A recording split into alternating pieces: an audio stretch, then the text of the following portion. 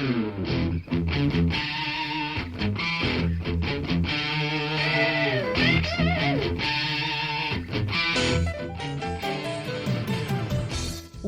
to Thriving Entrepreneur with your host, Steve Kidd, third-generation minister and 30-year business coach. Listen in as amazing, world-changing authors, speakers, and coaches share their struggles and victories. And hear from best-selling authors' insight into how you too can live your life as a thriving entrepreneur. This is Steve. Welcome to Thriving Entrepreneur. Thanks for being with me here today as we talk about the power of insight. How can you know what's coming up and plan for it? What are the plans that you have for the things that are in the future? What are some strategies that you can employ that will allow you to have that powerful insight that makes the difference and helps you be a better leader, a better parent, a better person in the world? What are the strategies of insight, and how can you get the power that comes out of having the right kind of insight for what you're doing now and in the future? We've got 4 really amazingly different looks at this, both a kind of prediction of the future type of fiction book that we're looking at, a book talking about foresight, and then a couple of really great authors that are also going to come in, experts, and they're going to all help us today to learn the power of insight so that we can live as a thriving entrepreneur. So excited to have you here with us today. Thanks for joining us. I appreciate you. With that said, we're going to jump right in to our first guest here on Thriving Entrepreneur. Join me in welcoming Sean O'Neill. Hey, Sean, how you doing today? I'm doing great, Steve. Thanks for having me on again. Yeah, absolutely. I'm so excited to have you here again with us. Today, we're talking about book 2 in the Judgment Day, the Apocalyptic series. This book's called Demons. Tell us first, though, for people who didn't read book 1, tell us a little bit about you. So I'm a former corporate guy, believe it or not, MBA by education, and spent the better part of 30 years in corporate. I was on the IT side, so I held a lot of senior positions in companies like IBM, HP, had a run with 3 different startups. 2 were successful, 1 not as much so. And, I got to a certain age about 6-7 years ago, and I came home one afternoon and I told my wife, I said, as much as I've had a good career here, I think I'm done. I think it's time for me to try and take on something new in life. I never wanted to spend my entire adult life being one thing. As I've mentioned to you before, Steve, I've tried different adventures. I was a licensed boxer for a number of years. I took 2 months and journeyed across Africa. I spent time in India for a period for some years back. So I've tried to explore everything that the world can offer and that I'm capable of doing. So the next target for me when I walked away from corporate was to become an author. And from author, I've, I guess, evolved, you could say, to now filmmaker. So I've got several film projects that are in the midst of pre-production and finance mode. And that's a whole other world to talk about at another time. Absolutely. Wow, that's cool. So book 2 is called Demons, Judgment Day. First off, give us just a little basic breakdown of the world that we find ourselves in. Yeah, so the premise or the universe I've created for this is basically the Earth passes through a region of dark matter in the universe. Now, it's not something that is visible to the naked eye, so it came as a surprise. And in the plague, where this first starts, it starts in San Francisco, and the western part of the U.S. is the first to pass into this dark segment. Now, what the dark segment does is it sort of warps and perverses matter. And in essence, and as you find out as you go through the book, it is to a degree testing, let's say, slash judging the elements of the nature. So as opposed to what is often dictated from the Bible through the Revelations process of a specific format of Judgment Day. This is a much more universal and less religious oriented version of it. And so the world now is encompassed in this matter. And it carries through to book 2, which is, as you've said, Demons, Judgment Day. And it takes place about 2 days later than book 1 did. So what's happening now is this dark matter region is now moving its way eastward from the west coast of the US. And it spreads into, in this particular story, in Demons, it spreads into the Las Vegas region. Now, you can imagine being in Sin City for Judgment Day, probably one of the worst places one could find themselves. So that's really the world involved in it, and like any apocalyptic event, it catches people off guard. There's a period of disbelief. There's a period of I'm sure this will just go away, and then there's the realization that no, this is something that's real. It's happening, and it's bad. And we need to figure out, I as an individual, we as a group of people need to figure out how are we going to deal with this and how are we going to survive. So it goes from rationalization to the concept of survival, which is universal across all of us humans. And so now we're moving into book 2. The name Demons, and I know there's going to be some people that are immediately going to be, what, but explain to us why you went with that as the name for the book. So, and when I created The World and the Plague, the idea was that there was this concept of a universal judgment. Now, it's more judgment of matter to a certain degree, but there is this concept of essence or souls. So I took it forward, and I looked at myself. And I said, you know what, how would I fare in such a scenario, right? Let's say I was being judged. Do I have my own demons? And the answer was yes, or the answer is yes. I do. I had a period of my life that was very dark.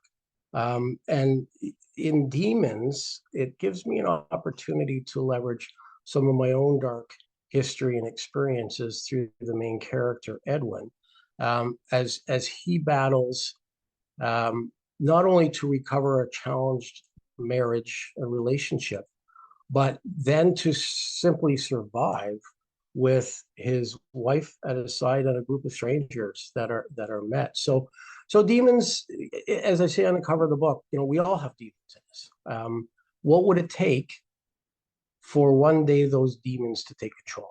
And that's the question that gets challenged in this book, as this dark matter is provoking the battle to contain the demons within each individual.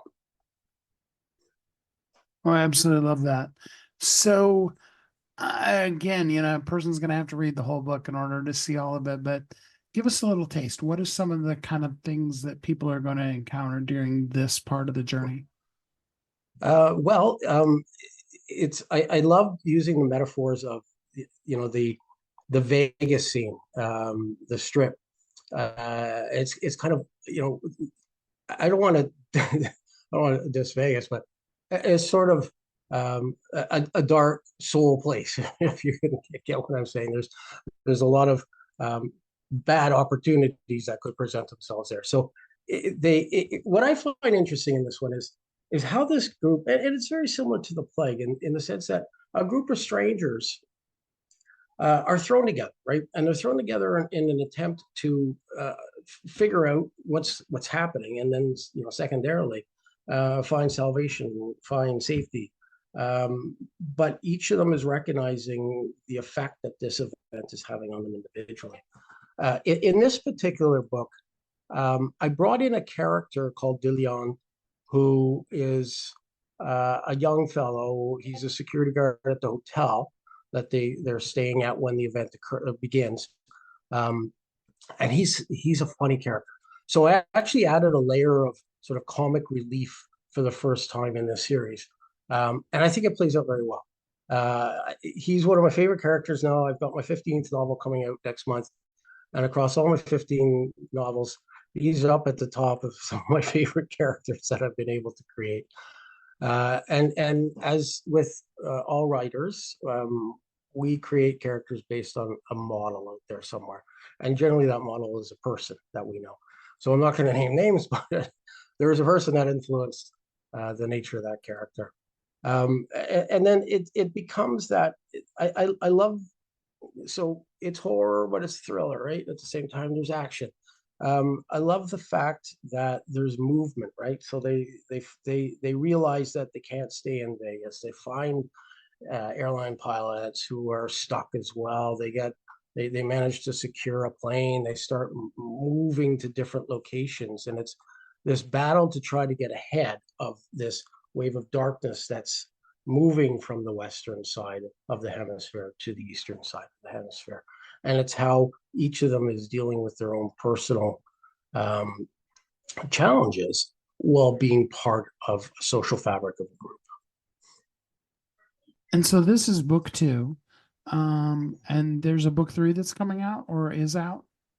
There sure is. It's coming. So it will be the last, since I'm calling it a trilogy. It's to be called Judgment Day: The Final Journey. And this one will take place starting in New York.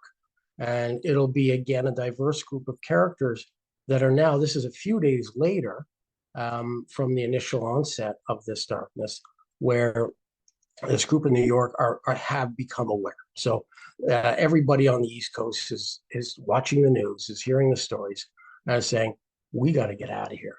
So effectively, they commandeer a freighter that's in the port of New York, and a very diverse group of Irish, Italian gangsters, and then an African group of people that actually run the boat are now headed from New York, so the east coast of North America, towards Africa, because they've heard that there's salvation in Africa.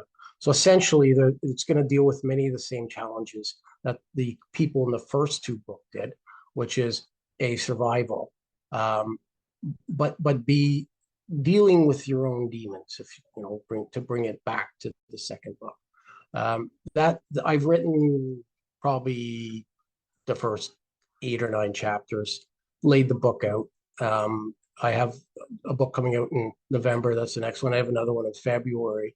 So it's probably going to be spring, early summer of next year when the third one finally comes out. I absolutely love that. And of course, what are your intentions with your books? What would you love to see happen with them? Well, I want people to enjoy the ride. So I spent years, Lord of the Rings was the first book I ever read. And I remember it effectively took me away from the world I lived in to this whole other imaginary, fascinating place. And I was hooked. By the time I had read, the first of the trilogy, I was hooked. I read a book a week for, up until recently, because I'm spending more time writing than reading these days, which is something I need to fix. But I want others to get a break, right? Take a break from the world you live in. Maybe you've had a rough week. It's a Friday night, pick up the book, sit on the couch, grab a glass of wine or coffee, and then escape, right? Feel like you're part of the adventure. My writing style is a little bit different. I'm more of a conversational writer, I'm a visual writer. So in essence, it feels like you're also watching a movie at the same time, which is why I've been able to adapt my own books to screenplays, I believe, as easily as I have done so far. So yeah, just, hey, have fun, right? You're sitting on an airplane going somewhere, and you don't feel like watching the movie on a little screen. Take a book out and enjoy an escape. Absolutely amazing. So before I let you go, let's talk just a little bit more about the book Demons.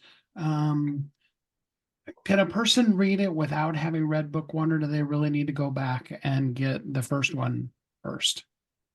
No, it stands alone. I've never referred to it as a sequel. I refer to it as a sister book. If you're going to read both books, the preferred order would be The Plague first, because it introduces what's happening. But I reintroduce what's happening in Demons. So even if you didn't read The Plague, Demons would still stand alone as an entertaining story on its own, and could drive you to go back and read The Plague, right? Because it is different sets of characters, it's different locations, it's the same universe, but the stories have their own unique nature. Well, you do definitely need to get Demons Judgment Day, part of the Apocalyptic series by Sean O'Neill. It's available on Amazon. It is a #1 international best-selling book, and one that you absolutely want to read. Sean, thanks so much for spending some time with us here on the show today. Well, thank you, Steve, and I hope your listeners do find the opportunity to read it and enjoy it.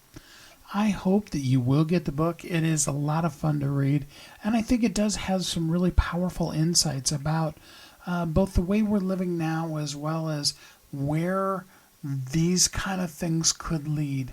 And either way, they're going to empower you.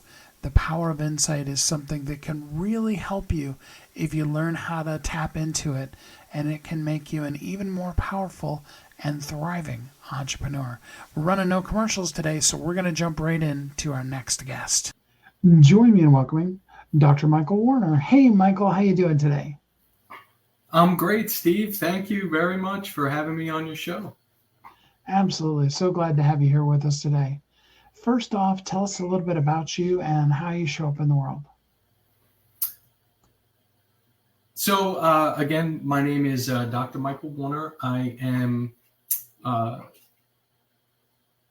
government employee. I am a retired military member, and I am a father. I wear many different hats in my life, and I try to utilize experiences from all of them to just be the best I can in each one. And your book is called Foresight is 2020, 8 Strategies for Success to Overcome Obstacles. Give us an idea what led you to the idea of writing the book.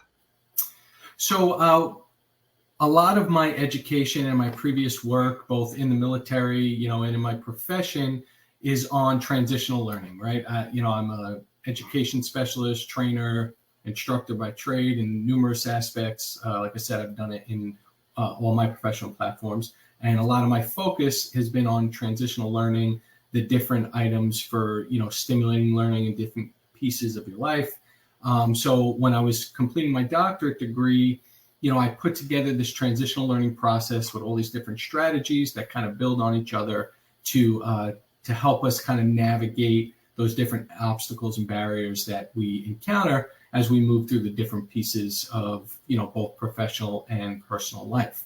The title of the book, Foresight is 2020, comes from the mindset that, we all wish we could see what was going to happen in the future so we can kind of adjust and kind of address it in whatever way is beneficial.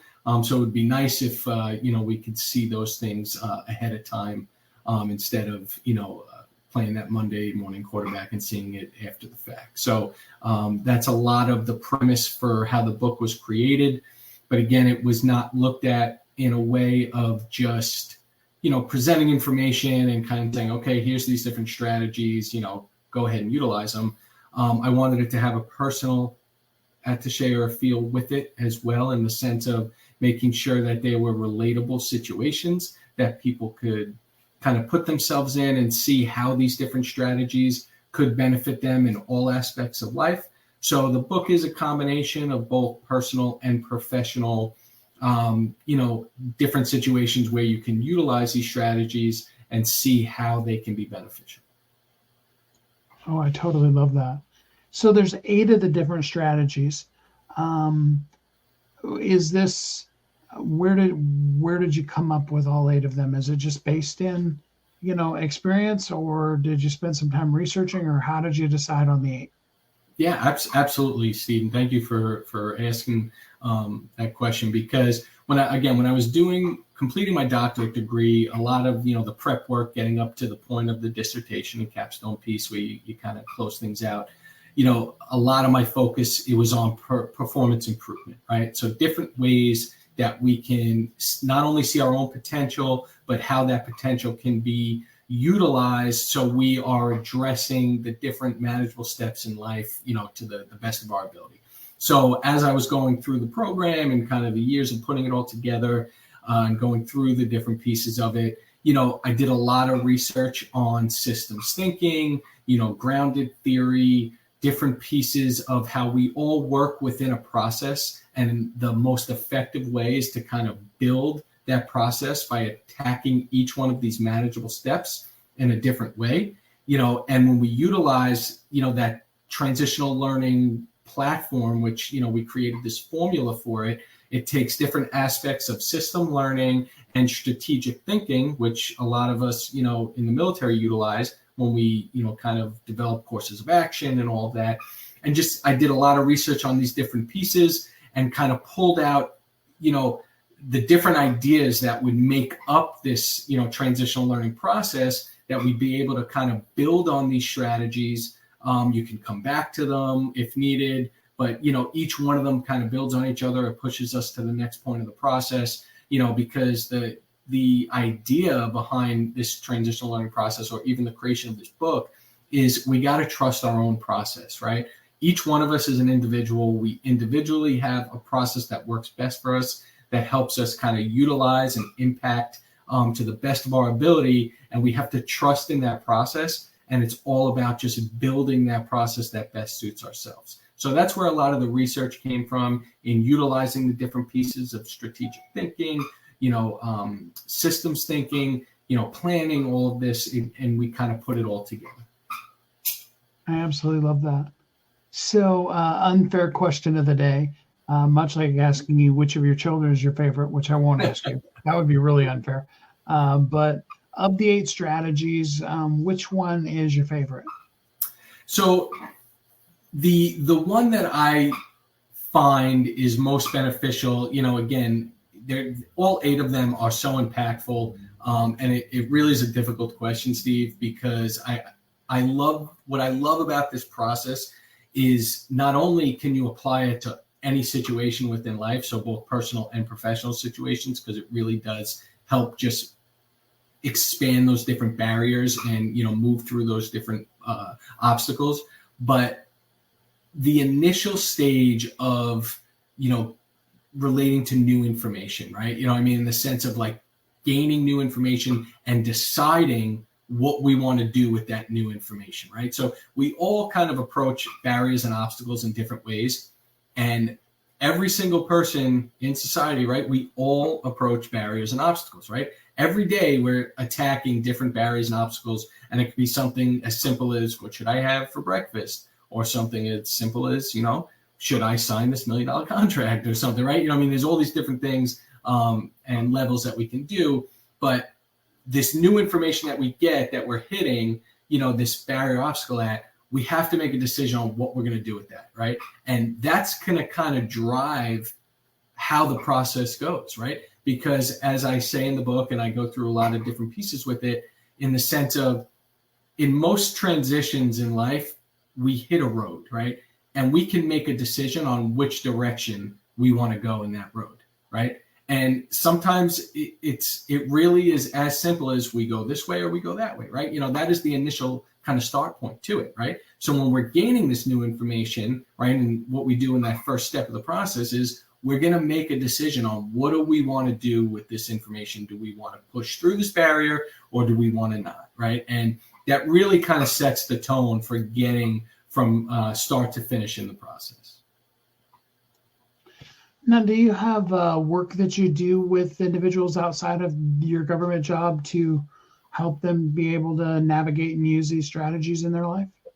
So, and I will, full transparency with the book, right? This was a personal accomplishment, something that on my last deployment with the military before retirement, I set out to do because I had the time to do it. And I said, you know what, I really want to write this book. I want to put this on paper, show how this process can really be beneficial to, personal and professional situations. So after writing the book, we did create a consulting company in the sense of like dealing with stimulation of training and learning And the hope is that we can utilize the different pieces of the strategy, build action plans to help not only organizations, but individuals kind of push through these different barriers. So we do some research, some interaction with different companies, and also looking to do some veteran outreach pieces with transitions. There's so much that can be done with utilizing the content from how this was all created. So the sky's the limit, Steve, Absolutely love that. All right. Well, if somebody wanted to interact with you, is there a way that they can connect with you? Yeah, absolutely. Yeah, and thank you for asking that, Steve. We do have a book page for our Foresight is 2020 book. My email is michael@summitperformancesolutionsllc.com. It is on the book page as well. It is the best way to get in touch with me if you have any questions regarding the book or anything else that we can do in regards to transitional learning and kind of building those different pieces for consultancy and development. And that is the best way to get in touch with us. Absolutely love that. Well, before I let you go, give us some words of encouragement about how the past doesn't have to equal our future, but it could help us have a better future. Absolutely, right? Just from personal experiences, again, I spent 24 years in the military. There was so many situations that I came into where, we have to learn by fire, and as they say, so you don't really know the outcome, but you don't know the best process to get there, right? So what I can say is we all have potential. We all have different potential. We all have the ability to push through barriers, to push through, these different obstacles in life. But we have a choice, right? We can make the choice to be as effective and impactful in that process as we want.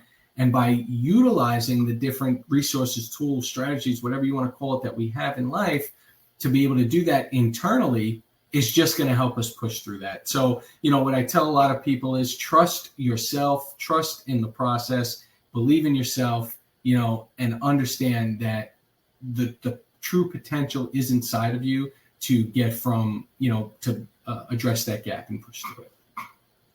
Absolutely love that. Again, the book is called Foresight is 2020, 8 Strategies for Success to Overcome Obstacles by Michael Warner, ED.D, Dr. Michael Warner. Michael, thanks so much for spending some time with us here on the show today. Thank you, Steve, so much. I really appreciate it. The old saying is, if we fail to learn the lessons of history, we're destined to repeat them. And it's important because the past can't necessarily tell us specifically what the future is, but it can help us definitely have insight into it and know better how to do better the next time we're in a situation like that. I think there is a lot of power in the kind of insight that comes from experience. That doesn't mean go out and get into things that are going to cause you troubles, but it does most definitely mean use the power of the insight of the things you have been through to be able to live as a thriving entrepreneur. Hope you got some really great stuff out of that. We are going to jump right into our next guest here on Thriving Entrepreneur. And join me in welcoming Brad Baltridge. Hey, Brad, how you doing today? I'm doing well. Thanks for being with us. First off, tell us a little bit about you and how you show up in the world. Yeah, so I'm a financial advisor that kind of switched gears a little bit and started focusing on what I would call late stage college planning, which means the people I work with tend to have kids in high school and they're now looking down the barrel of college. And as we all know, college is expensive and getting worse. And there's a lot of ways that you can, a lot of help out there, so to speak, for different demographics and scholarships and all kinds of things. So every time the government says, hey, we can help with that problem, there's one more program. And now it gets even more complicated of, well, what scholarships are right for me and what schools work for me and loans and financial aid and need-based aid and all that stuff. Trying to boil all that down to a plan that makes sense for your family. So here you are, you're a senior in high school. let's just say, I mean, it's April here as we're talking live. It's April and your child intends to go to college in, next spring or next fall rather. What kind of things can be done? I mean, is it too late at this point, or are there some options still? Yeah. So, I mean, the timeline, if you've got a senior right now, I mean, and there's lots of seniors right now that are in this boat, but there's kind of last minute planning that you can do. I kind of call it a firefight, right? You're trying, my hair's on fire. How do I deal with this? Versus planning, which is, well, let's start sophomore year or junior year. I'm not to say that there aren't things you can do. I mean, even with kids already in college, there's things you can do. And a lot of times there's events that happen that change the plan. So divorces and things like that in the family situation, or loss of income, or a sudden inheritance and those types of things where you're doing or redoing plans that might have been great, even with kids already in college. That being said, you really want to get started, sophomore year, junior year at the latest. And for entrepreneurs and people that have a lot more going on in their life, maybe even freshman year. College planning is relatively complicated. There's lots of things that you need to do. But if you have blended families or divorce, it's even more complicated. If you're an entrepreneur and have control of your income, well, now you can say, well, wait a minute, what should my income be in order for my college plan to work out really well? Should I be trying to keep it low in order to get more aid? Should I make it high? Should I, so I have money to actually pay the bills? What works? And it depends on a lot of factors. But if you're an entrepreneur, if you have an athlete, if you've got multiple kids in school at the same time, there's these, then you have extra work to do beyond what the typical family will do. Well, I totally love that. So we're looking at, the entrepreneur and the way that we're doing our taxes. I mean, nobody wants to pay taxes, but you've got kind of the two sides of the coin. You've got the side of the coin where you're trying to get enough to be able to qualify for a home loan. And you've got the side of the coin where you're trying to get not enough so that you can qualify for all the loans and grants and stuff that are out there. Is it best for an entrepreneur to have as low of an income as they can when it comes to filling out FAFSA and stuff like that for their child? Yeah, generally lower is better. But again, if you're trying to lower your income from 1 million to 800,000, that's probably not going to make a difference. So you're probably wasting your time and effort. But if you're under 500,000 ish, and again, it's a moving target. So that, general rule of thumb, 500,000 and less, you have a shot at aid. 200,000 and less, you have a good shot at aid, depending on, what factors are. And if you can get it under 100,000, absolutely, you need to do income planning where you can. But there's a lot of gotchas when it comes to entrepreneurs. So as an example, a lot of the information is drawn off your tax return in order to figure out financial aid. And this is new as of now. Seniors right now are the first batch that are under the new system. They will take information directly off your tax return. One of the things that if you delve into the details is if you put money into a retirement plan at work where you're a W-2 employee, that contribution does not show up on your taxes and does not have an impact on your aid. Whereas a typical entrepreneur, especially sole proprietors and so forth that don't have a payroll per se, they can still put money into retirement and 401ks and stuff and still deduct it. But because it shows up on your personal tax return, the people at the FAFSA have decided that they will grab that information and add it back in if they can find it on your tax return. So, again, just one little gotcha out there, right? Is, dad's a solo business owner and mom works at a company that has a 401k, and they choose to put $20,000 into one or the other, has a huge impact on how their financial aid may turn out. Doesn't really have an impact on taxes. It doesn't matter if 20,000 goes into one or the other, typically, as far as taxes. But for financial aid, that can be a big difference. Now, that's the challenge, right? Is you need to understand the rules and then the exceptions and then the exceptions to the exceptions. And that's where, just like taxes, right? A lot of times entrepreneurs bring in some sort of tax expert and say, I'm over my head here. I know I can get credits if I do this, and I know I can do that. And it seems like it might all work out really well, but the devil's in the details, and I need someone to, really walk through this and make sure we do it right. Kind of the same thing can apply with college, where sometimes focusing on keeping your income low and shooting for need-based aid makes sense. Sometimes it's a waste of time, and you really should focus on tax strategies like hiring the kids in the business or setting up a tuition reimbursement plan within your business.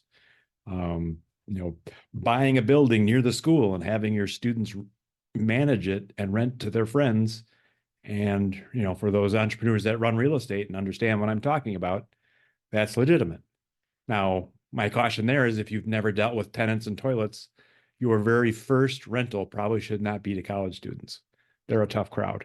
So, again, there's lots of opportunities, lots of ideas, and college planning, first you understand the rules in general, and then you can get into what I would call the techniques and tactics, right? Of if I do this, I'll get more aid. If I do this, I'll save something on taxes. That's all well and good, but it needs to be part of a broader plan of, is my goal to get more need-based aid? How are we going to pay for this? If I, as an example, if I hide all my assets so they don't count against me for financial aid, when the bill comes, I won't be able to pay it because all my money's tucked into retirement and tucked into different things where I don't really have access to it. So, that plan may not work as well as an alternate plan. So, and you had said earlier that you work with later stage people in this process, but realistically speaking, for the folks that are saying, "Oh, Brad, I'd really love to have your help," when is the best time for them to connect with you? When would you really like to start walking through this process with them? Yeah, I would say between freshman and junior year. And again, with entrepreneurs as an example, there might be a multi-year strategy that we need to start thinking about now while you have a freshman, let's say, because by sophomore year, we have to do this, and by junior year, we have to do that so that it works for college. A lot of times, most parents are still trying to acclimate to high school when they have a high school freshman, and they're not really thinking about college, which is okay. I mean, again, sometimes it gets put off to sophomore year or junior year, and there's nothing wrong with that. The general gist of it, I've never, ever had anyone tell me I started this too early. But I've had a whole lot of people tell me we started this late. We feel like we're behind. We're under a lot of stress now. Sometimes, you start as a freshman and we do a little bit, and then we say, well, that's all we can do until you start visiting colleges, and so we'll kind of put things on hold for a year. But that beats the alternative of, meeting junior year and saying, well, this is what you should have done sophomore year, and this is what you should have done freshman year. Absolutely. That totally makes sense. So for the folks that would like to work with you, what is the best way for them to connect with you?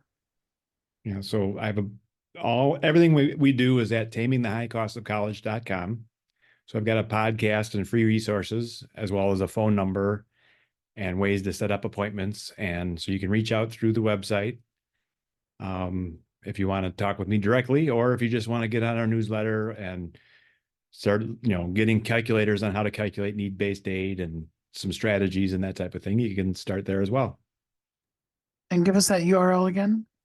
It's tamingthehighcostofcollege.com. I love that.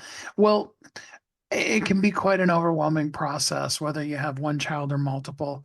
Every time you do it, it's going to be a process. That's probably, I suppose, the best way to say it. Yes. Give us some words of encouragement that it may seem impossible, but that it can be done. Right. Well, I mean, there's proof that it could be done, because if you go to a typical college campus, it's full of students.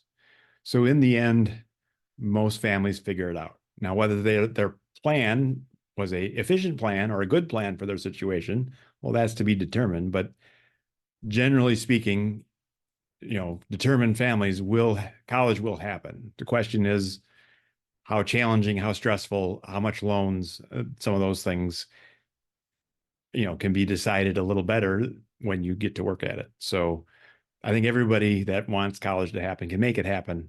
It's just a matter of putting your mind to it and figuring it out. Very, very important thing that you do, Brad, and I really appreciate you doing it. Thanks for being a guest here with us on the show today. Thanks for having me. No matter what age your children are, it's never too soon to start thinking about how are you going to pay for their college education? What's the best way for them to go? I love the Bible verse that says, train up a child in the way that they should go. Get to know your kids well enough to know what's the best for them. What's the best college strategy? What's the best way to then finance whatever that might be, whether it's they want to start their own business and being a thriving entrepreneur even before they get out of high school, or they need to go to college. Have those plans in mind ahead. The power of insight really helps you be able to then know what to do and be able to do it powerfully, to show up in the way that I know you want to for your kids. And it also allows you to live in running, managing the business of your life, living as a thriving entrepreneur. With that said, let's jump in to our next guest. Join me in welcoming Anthony Taylor. Hey, Anthony, how you doing today? I'm fantastic, Steve. Thanks for having me. How are you? I am doing really good, thanks. First off, tell us a little bit about you and how you show up in the world. Excellent. So my name is Anthony Taylor. I run a company called SME Strategy. We facilitate strategic planning offsites and strategy implementation. And showing up in the world, just really want to be a servant, support people. I believe that if people have clear strategies, clear strategic plans, that means their companies, they enjoy the places they work at. If they enjoy the places they work at, they have happy family lives, they have happy communities. And so really, strategic planning, as nerdy as it might sound, is my way of changing the world and helping people live like full and complete lives. So I love what I do. I totally love that. So for people who don't know, first give us a little bit of an idea of what strategic planning is. So almost every organization in the world, as they're trying to accomplish what they want to accomplish, they get together with the leaders of that organization, big or small, and basically look at where they are now, where they want to go, what's going to get in the way, and fundamentally make a plan on how to get there, considering their key priorities, ultimately trade-offs in terms of where they're going to invest their time, money, and energy. And fundamentally, it's the plan to get them to where they want to go, considering the fact that they have organizational limitations. I love that. So, and it's really ironic to me, but it's interesting how many businesses just are kind of out there and they kind of don't have any kind of a plan. Have you ran into that too? I mean, to be honest, that's how I started doing what I'm doing. I was on the board of 2 nonprofits in my area that were both focused on supporting people and their communities. And while the folks that were working in these organizations were extremely passionate and caring, it was kind of like herding cats to get them focused. And so I, as a member of this organization, chair of one, looked to find a tool to say, hey, how can I focus these people? How can we use the resources that we have to maximize the impact? And ultimately, it just helped us do better. And at the same time, I was coaching, small business owners on helping them realize their dreams and visions. And what I found, they had kind of shiny object syndrome. They wanted to do everything, and it was very reactionary. And so strategic planning helped me there too, to help focus and being proactive and intentional in terms of, what they really wanted to do so they can move forward in their lives. And then since then, translated that into SMEs, which kind of ranges from $1 million to $100 million in revenue. So let's talk about the people who haven't quite gotten to that $1 million level. What is the thing, if there is one thing, that you find more often than not they don't have even an idea of what to do, let alone have it written down? I love that question, Steve. So what I might have our audience think about is, distinct from what you need to do, are you clear on where you want to go? And more precisely, and if you write this down, if success was a place, how would I know if I got there? what would it look like? What would the characteristics be? And for the sake of what we do is typically 3 years down the road. So as of today's date, 2027, 2028, 2029, 2030, whatever it is, what does that good look like? If I took a time machine there, how would I know? And once you know where you're going, then you work backwards to make as best a decision as possible as you can to get you there. But folks get so focused on the how, they forget about the why or the where. So the number one thing I would always recommend is get clear for you and your teams. What does success look like at a defined moment in time? Oh, that's so good. Because if we don't know what we're aiming at, how could we ever possibly hit it? 100%. And there's that adage that people says like ready, fire, aim, is that they get so focused on doing stuff quickly, they're not sure if they're actually ending up in the place. So, taking the time for planning, taking the time for recognizing what's happening inside and outside of your business is critical to building that destination. We call it one destination with as much rigor as possible. Perfect. I love it. So we're building our company now, and things change because they do. How often should we really be re-looking at this strategic plan and adjusting it or completely changing it or whatever that might be? So I'll think about this from big picture and work backwards.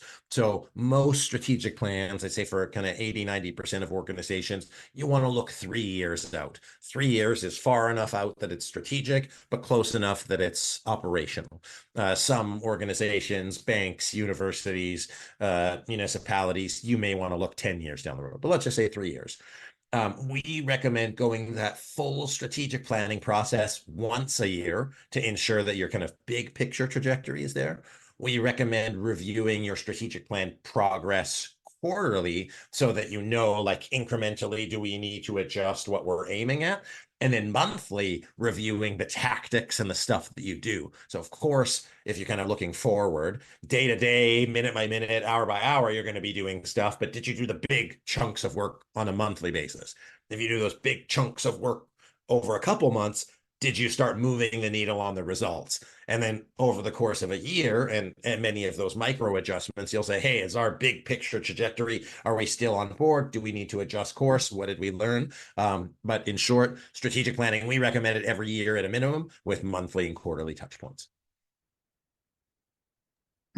That's so good. I wonder how many people that are listening right now don't even do it annually. I mean, I really wonder still how many of them don't have one at all, but that's a whole different story. So you said the 1,200,000 plus, but where is the place that you really prefer to start with people at? What I find so fascinating about entrepreneurs, businesses, nonprofits is they go through stages, they go through evolutions. So for most for-profit businesses, they might go from 1 million to 5 million, and 5 million to 10 million, and 10 to 20, and 20 to 50, and 50 to 100, and 100 to whatever. And so I would say it's less about the size and more about the stage. So as an organization is evolving, these strategic planning sessions are really helpful to support that next stage of growth. I've got a young child at home, and he's always going through growing, and he's growing out of his clothes. And so it's kind of the same idea for your business or your organization. You're outgrowing your systems, you're outgrowing the structures, you're outgrowing the plans or the capacities or the skills that you have. And so you need to reassess all of those things so you can minimize the growing pains and kind of be proactive as you take that next stage.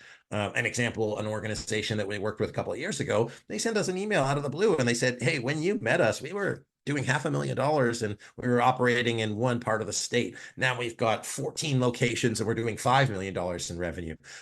So it's just neat to see that evolution as people move into it, but they do the planning just before the growth spurt, so to speak. But I think that's something somebody really needs to hear is that you do the planning and then you get the growth spurt versus worse than that, getting a growth spurt and not having any plan of what you're going to do with it. So talk to us a little bit about that magical $1 million mark, if you will, for just a minute. Are there some secrets to going from being a, whether it's mid six figure or even high six figure company, to breaking over into that two comma club, if you will?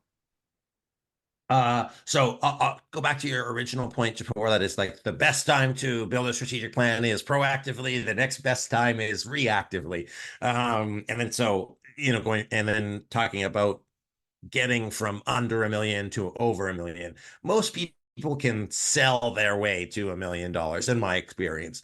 And it's the product market fit. It is those couple key employees.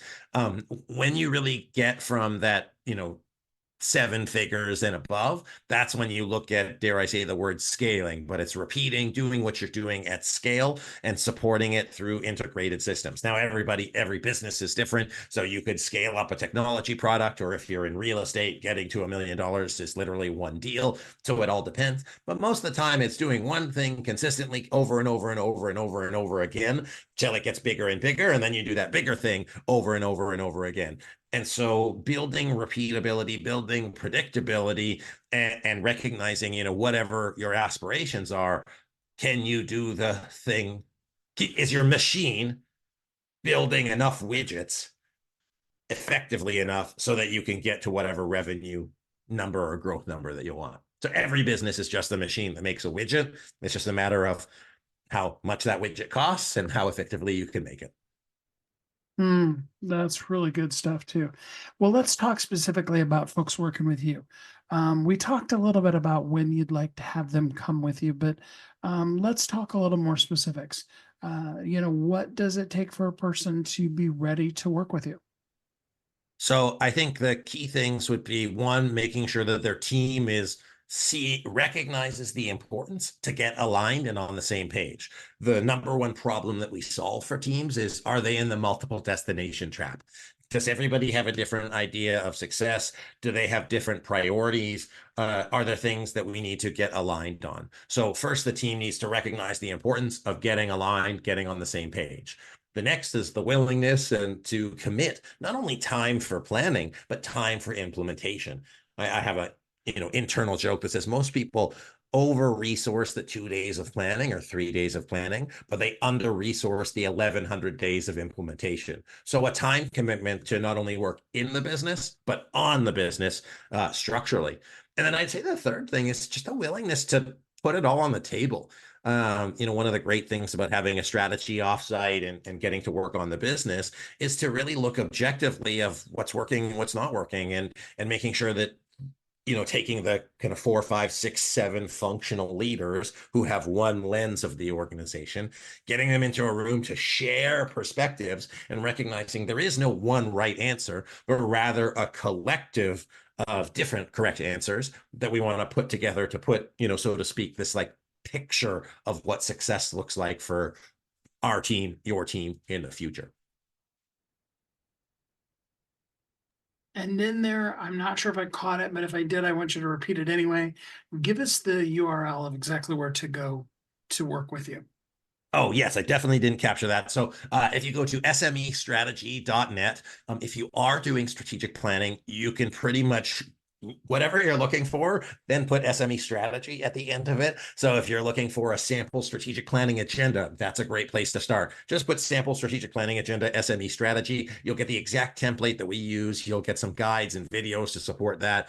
And really just, figure out when are you going to meet with your team, set the dates for your meeting. And then if you're looking for an external facilitator to lead that process for you, so you can have it be as valuable as possible, then you can go to our services page and learn more about what we do, how we do it, and how much it costs. Oh, I love that so much. Well, before I let you go, I want to get you to give us just some words of encouragement about how impactful a strategy can be on the day-to-day as well as the overall for our business. I love that question, and I'm taking time to consider it duly. People want to win. You want to win. Your employees want to win. They just want to be part of something. They want to be successful, and they want to know how to contribute. And if you don't have that vision, mission, values, if you don't have the goals, if you don't have all that like strategic planning stuff, it makes it impossible for them to understand what good looks like. So the way I think about it is, would you play a game very long if you didn't know the rules? Probably not, because you'd get frustrated and quit. Well, that's akin to values in your business. Would you, if you're playing a game and you're just playing for fun versus keeping score, you probably don't want to play for fun forever because you want to win. Well, that's akin to having goals and having a vision. So by helping your people be successful and by putting those strategic planning components in place, you'll get the best of people because they just want to do that. And if you don't, they're going to feel like they're just wasting time and they're going to move on somewhere else because they just want to be fulfilled. So do your people a favor and give them the direction and the guidance that they need and want so they can become their best selves. So don't do it for you, do it for them. Perfect. Well, Anthony, thanks so much for spending some time with us here on the show today. Steve, it's been a sincere pleasure. Thank you for sharing this with your audience. It was a really fun time. Last but definitely not least, we bring it all together by talking about strategic planning and how that helps you out in your leadership. The power of insight, knowing what worked, what didn't work, getting the information, having the insight, gives you then, as Dr. Michael talked about in his book, the foresight to know what to do next. Powerful, powerful strategy comes from planning, and powerful planning comes from having insight, knowing what worked, knowing what didn't work. You see, the past isn't something that you need to run from. It's also something you can't change. It just purely and simply is. But we can take from it, and we can learn and grow and develop, take from it the insights that it has to offer, and then show up even more powerfully as the amazing you that you are. Because you are uniquely brilliant. You were created for a purpose, and the world needs you. Absolutely we do. We need you to use the power of insight, taking the things you've been through in your past, the stuff that you've learned, all that you know, and moving out into the world to make the difference that only you can make, while we maximize this day that we refer to as today.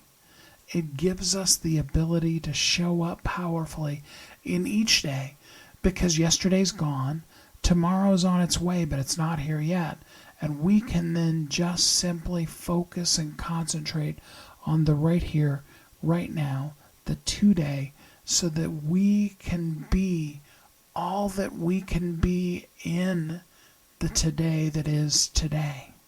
I love that. I know it seems a little redundant, but I really do appreciate how powerful the past is and how much power there is in insight that comes from information, from knowledge, and from experience. All of those come together to help you live as a thriving entrepreneur, to make it so much of a better world when each of us just simply is the best us that we can be, running the business of our lives, our families, and of course our business, as we live every day of our life as a thriving entrepreneur. Till we're together again next time, have a great week. Thanks for listening to Thriving Entrepreneur today. If you want to get your question answered, send an email to questions@wehelpyouthrive.com. We look forward to you joining us again next time.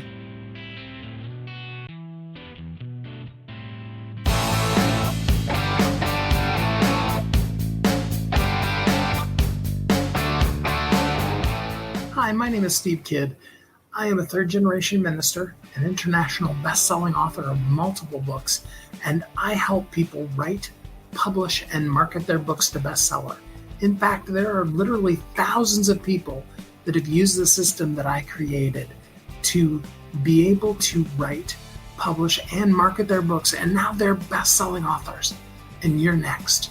I just wanted to come on for a minute, say hi to you, tell you a little bit about me, introduce myself, and tell you I know the world is waiting on your message, and I would be so honored to be part of sharing your message with the world. Go to AskSteveKidd.com and schedule a time to talk today.